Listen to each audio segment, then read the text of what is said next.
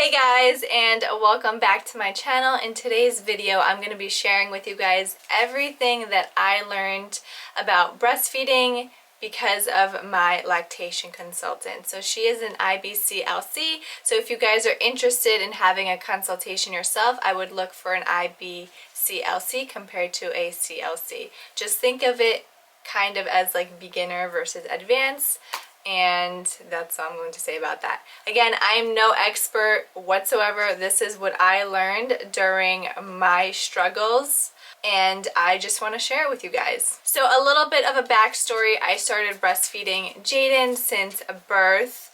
I had a pretty intense birth, which was like 30 hours. And when I had my C-section, I did not see Jaden for 6 hours after birth. I didn't even get to hold him, no skin to skin, no nothing. I don't know why till this day, but it's just how it happened. I honestly didn't really say much or anything, which maybe I should have spoken out about it, but I was also like so drugged up from the C-section. I had an infection. They put me like on antibiotics and everything, and it was just a hot mess. So they wanted to make sure he was okay too. So when the time came to breastfeed Jaden, when I first got to meet him, it was just super weird. Again, I had him during the pandemic, so a lot of the nurses and lactation consultants they quit, so that was super interesting. So every nurse is kind of trained slightly in breastfeeding, but they're not experts in it. So like when they put him on my breast, it was kind of just like force, like here, like have his head, like push him up against the boob and call it a day type of thing. He did latch on nicely, which I'm not going to complain about because I know people struggle with that too, but I think that it could have been done differently, and I'll kind of go into that during this video. So then when we took him home, I was not, I don't know, prepared for the lack of sleep. So during the nighttime, I did give a bottle to him after pumping. I wish I did do things differently. I wish I latched him on more often on the boob than I did, because then when the 3 to 4 month came around, I feel like we really struggled. And this is because during that time your milk supply kind of regulates on how much your baby is taking in. So the letdown and I guess the surge of milk coming at them is not as intense as it is in the beginning, because your milk has regulated, so they get frustrated, fussy, that the milk isn't coming down fast enough, that they need to suck a certain amount of time for that letdown to come. And this can take up to 2 minutes. So mine does come a little bit earlier, but 2 minutes is a long time to, I guess, not feel rewarded for this milk flow to come. So again, that's where the fussy, crying baby comes from. And that's also the time where a lot of moms give up. So I'm just here to put it out there for you guys. Do not give up. I know it can be super hard, but it is super rewarding in the end. So keep it going. There's a light at the end of the tunnel, I promise. So I have my notes here. So the number one thing that I learned from my lactation consultant is that flange size matters. I feel like as a pumping mom, because now I'm more of a pumping mom, but I was pumping in the beginning too, I had no idea what size nipple or phalange, whatever all this stuff is, and which one I specifically wanted. So I ended up trying like a million of them. This is one that comes specifically with a medalla. They come in standard 24 millimeters. There's also 21, and there's a 27. These I learned are way too big for me, okay? You guys are gonna be shocked by my size in a sec. Then there's ones like these. These are from Pumping Pals, and I personally hated this. I couldn't figure out where to put my nipple, and it just didn't seem to pump enough milk for me. So this was a no-go for me, but I know a lot of moms love them just because they're super comfortable as well. And they are comfortable compared to a plastic flange. Then you have these. These are from Amazon from Maymom. And I'll link down everything down below if you guys are interested in checking it out yourselves. But these happen to be my favorites just because it's one full thing. I'm not attaching like a million parts to this thing. It's just kind of like this, and then there's a thing here, and so on. But these go with Medela and I think another one as well, Spectra, if I'm not mistaken. I would see, but definitely for Medela because that's what I use. And this here is a size 19. So if you look at the two, they're already a difference in sizing. But me personally, this is shocking. I'm a size 15. And what's crazy is a lot of these phalanges on the market, the smallest size is 19. What am I supposed to do with a 19? If I get the most milk output with a size 15, that's what I'm going to use. Again, it should be in the center of your nipple, and then your nipple part should only be moving without your areola, and it should feel comfortable. It shouldn't be rubbing up against the side. For me, I have more elastic nipples, so my nipples start stretching and I do hit the sides, but as long as it's comfortable, you're okay. And again, you can test out different sizes just to make sure that you get the most milk output. So it really, really does matter. So figure out what size you are and which one gives you the most milk. The next thing I learned from my lactation consultant is to massage during pumping. It actually gives you more milk than you wouldn't have if you weren't massaging your breasts. So what I do is kind of a movement like this. You can also do both at the same time, but be gentle. Don't overdo it. Don't make it hurt because that's not the whole point of this. You can also kind of let the milk flow in directions like this. But I usually kind of like to do this almost like as if I am what's the word? I don't know the word. Almost as if I'm self-expressing. So those are the movements you want to do, and you'll definitely get more milk in less amount of time if you massage during pumping sessions. The next thing I learned is positions that you can hold your baby in while breastfeeding. I feel like in the hospital I was taught one thing, which was just like the cradle hold, and their head goes here and their body, and then also the football hold, which did not work for me either. The position that works best for me and Jaden now is actually laying down position, where I'm laying side to side by him, and then in times where he is, I guess, super frustrated, just kind of letting your breast fall over their mouth. I know that seems weird, but it kind of just dangles there and it's just in their face, and it just seems to be a position where he seems less frustrated because it's right then and there in front of his face. That's pretty much it. So try what position works best for you, because I feel like it really does make a difference too. The next super important thing I learned is how to help Jaden re-latch to my breast. At the time of 3 to 4 months, he was being really fussy, like crying, like did not want my boob at all. He was just like, ew, mom, why are you giving that to me? But what I learned, and I looked it up too, my lactation consultant recommended that I do a rebirth. So this is a water bath. You take a bath with your child. You have them kind of floating there in the water because it's natural to them. They were in fluids for 9 months, so it's super natural for them to be in water. And then when you feel ready, you kind of pop them out, like as if you were, you know, giving birth to them all over again, and then placing them on your chest.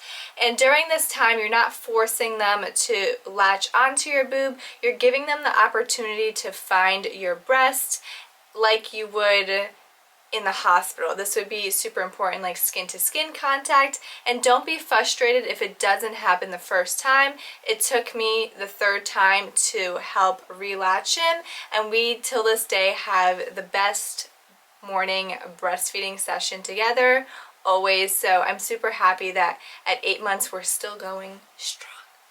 And actually last night too, he woke up at 12 and at 3 and he fed off the breast. So it really was important for me to help re-latch him, just because, one, I think it's less work, and now that I'm, you know, at home more, it's easier for me to just put him on my boob than to heat up a bottle and to pump and so on. Pumping is a lot of work, you guys. You don't even understand. It's mentally draining. It's physically just like annoying for your nipple. But if you can latch them on, it's just so convenient, especially if you're at home with them. It's just like bam, bam, bam. And I feel like they just feed better or like shorter. I don't know what it is, but the Rebirth definitely helped us a lot. If you guys are struggling to understand what I'm saying on how to do it, please look it up. There is a video on it on YouTube. Maybe I'll even link it down below for you guys. The fifth thing that I learned is that it's really important the way your child is born. And I kind of went through this in the beginning about how he was born. I had a C-section. I ended up being 30 hours in labor before they decided to cut me open. But I was on so much drugs. I had an infection, so then I was on antibiotics. I didn't get to see him for 6 hours. And I feel like if your baby's experience is traumatic, or if they don't see you right after skin to skin, I don't know how the whole thing works fully because I'm not an expert in this whatsoever, but it does matter, and that's where the Rebirth was important for me to do. So the sixth thing that I learned from my lactation consultant is make the boob a happy place. Do not force your child, do not force their head. If they don't want to eat, don't force it. Keep introducing it as much as you can. Sing a song, make it fun. Just make the boob a happy place. Do not make it frustrating because then they're going to want to latch less and less on your breast. So again, make it a happy place. Who doesn't love happy places? Because I know I do.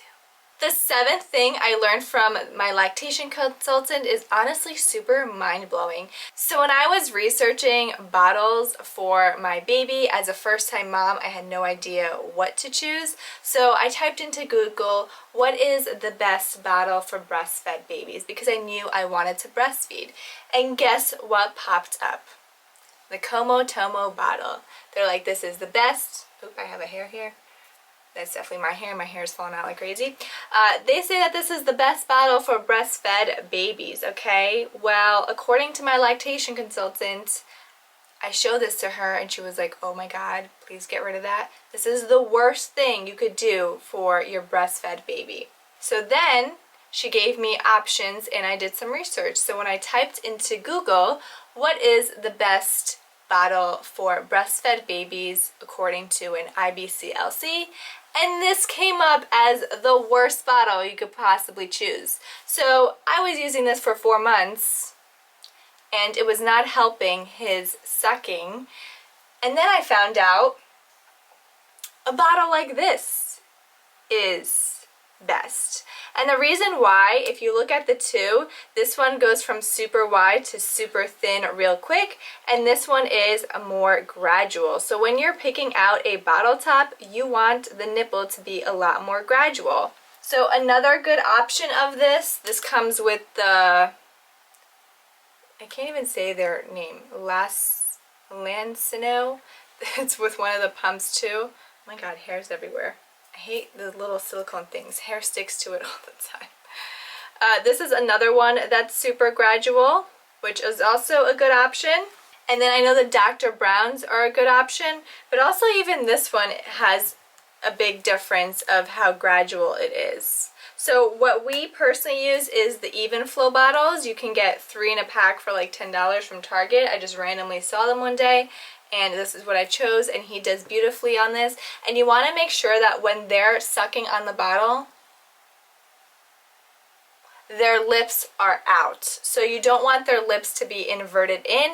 Make sure that the lips are out, and if you need to fix and help them, feel free to do so. So the 8th thing that I learned is while feeding your baby from a bottle, you want to look into bottle paste feeding. This is a technique used that when you are feeding the baby from a bottle, you're not holding it just like this the whole time where the flow and the milk output is there 24/7 while they're feeding. You want them to work for it a little bit. So the whole idea is for them to be sitting straight up and for the milk flow not to be there all the time, for them to work for it while they are sucking. So they'll get a little bit of milk, they'll get a little bit less. They'll get none, less, more. And the reason why is because when they're on the boob, you have a few letdowns that occur during your breastfeeding, I guess, process. So when they're first sucking on it, they're not getting this milk output that's intense. You'll hear your child gulping when the letdown actually happens, when the force of the milk, I guess, increases. And then it kind of slows down, and then for a second letdown it'll do it again. But it means that they need to work at it. They need to suck in order for it to happen, and to bottle just kind of creates lazy feeding habits. So really look into bottle paced feeding.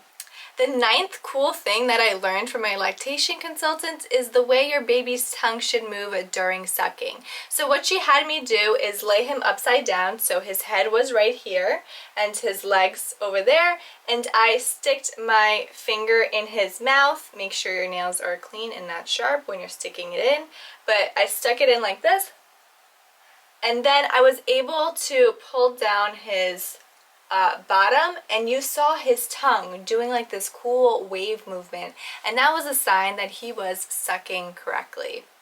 The 10th thing I learned from my lactation consultant is to use magnesium supplements, and the one that I specifically use is Calm.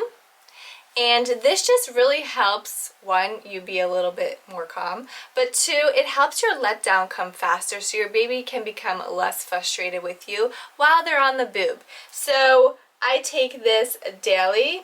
It is the anti-stress drink mix. It's actually really nice also to have during the night. I feel like I do feel more calm with this. The taste is pretty good. It's raspberry lemon flavor. I used to have a small one, and then I ended up buying this big jug. Start slow. It can make you poop, so start with 1 teaspoon, and then you can, gradually build up to 2 teaspoons. Or if you've been taking magnesium the whole time, feel free to take 2 teaspoons at once. I do 2 teaspoons a day now, so it's what works for me. And the last important thing that I learned from my lactation consultant, number 11, is that I was taking the wrong postnatal vitamin. So I was told by my gynecologist that my prenatal vitamin, if I want to keep taking that, feel free to keep taking that, because I do want to try for baby number 2, I guess sooner than later. So she was like, fine, you can totally take those. She didn't actually even tell me I need a postnatal supplement. So what I was taking is super simple prenatal essential multi gummies. These are actually really good, I'm not gonna lie. They're only $10, so they are a lot more cheaper. I find them in Target. I actually used this during my whole pregnancy. And then I was told that postnatal supplements have different vitamins and nutrients that you need. Good for you to heal, good for baby, good for breast milk, and so on. So the one that she recommended is Baby and Me Too. This is by Mega Food. So it's a prenatal multi, but it's actually great before and during pregnancy, and also post pregnancy. So I switched from this to this. It is a little bit more expensive, but I do feel like it's working much better for me in terms of just like health and like how everything is keeping up. But what's it called? It does have these certain nutrients that you need compared to your prenatal, so that's just something to look into as well. Again, if you guys are interested in any of the things that I mentioned, please look down in the description box. I'll link everything down below for you guys that I find. But again, I am no expert in any way about breastfeeding. I'm not a lactation consultant. I've never took a course on it. This is what I specifically learned from mine, and I think she's super great. I'll leave down her Instagram down below. If you guys want to do your own research, please, I always recommend you guys do your own research. And if you guys are struggling with breastfeeding as well, please reach out to a lactation consultant too. Most of the time, if you have insurance, it will cover it. I had 3 sessions covered by insurance, so just look into it. It doesn't hurt if you're struggling. Again, you're going to be so proud of yourself that you continue breastfeeding through all the ups and downs that you may go through, because breastfeeding is hard work, mamas, and I give you guys all the credit ever because it's a lot of work. I had no idea what was going on during breastfeeding, but I learned a lot, and there are things that I want to do differently for my second child that hopefully I can have in the future, but these are the things that I learned with Jaden specifically as well. So in the future, I hope to do a breastfeeding essentials video and maybe things that I would do differently, or maybe put them together, not entirely sure. But if you guys like this video, please give it a big thumbs up. It really helps out my channel and lets me know what you guys want to see more of as well. If you guys have any questions, please put them down below as well, and you guys can always connect with me on Instagram. I'm super active there, so it's just the easiest way to contact me. Again, thank you guys so much for watching. I hope you guys learned something new, and hope to see you guys in the next video. Bye!